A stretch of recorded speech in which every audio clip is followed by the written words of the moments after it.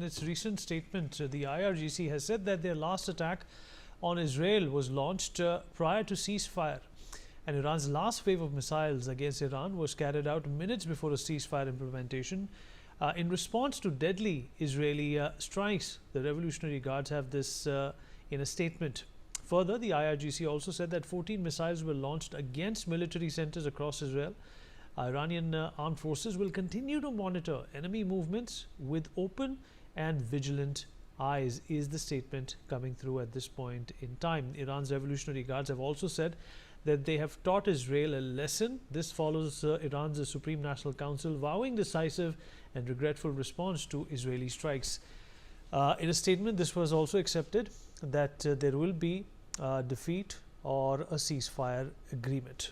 Siddharth, my colleague, with us on the phone line at this point in time. Siddharth, well, everybody is hoping that there's going to be a cessation of hostilities, but the fact of the matter is that even hours into Donald Trump putting something like this on X, the back and forth between these two continued. Now, what's really being said that until a regime change is promulgated by the Americans, this is only going to happen. This is going to happen once again in a few days from now.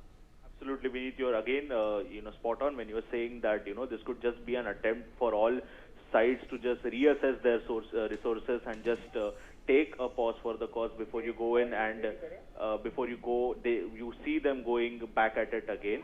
But this statement from the IRGC is something that's expected, right? Where ceasefire, when ceasefire violations happen, you see this sort of a blame game happening between the two sides. So this is what Iran is doing when they say that the last attack they launched on Israel was before this particular timeline or deadline for the ceasefire was starting. But from what we saw happening in Beersheba, that could not be the case. Obviously this comment from the IRGC comes right after Donald Trump came out and said that he's very, very unhappy with both Iran and Israel, with the continuation of bombings that's happening, the missile launches that are happening, the statements that are being made from both the sides. In this case, you see the Iranian armed forces clearly now there's a shift of stance where they're not saying that they're going to be bombing Israel further. They're saying that our last attack came on Israel right before the ceasefire was about to begin.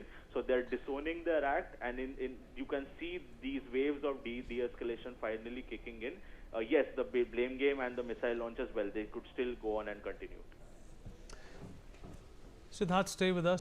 For more such videos, subscribe to the NewsX YouTube channel, hit the bell icon.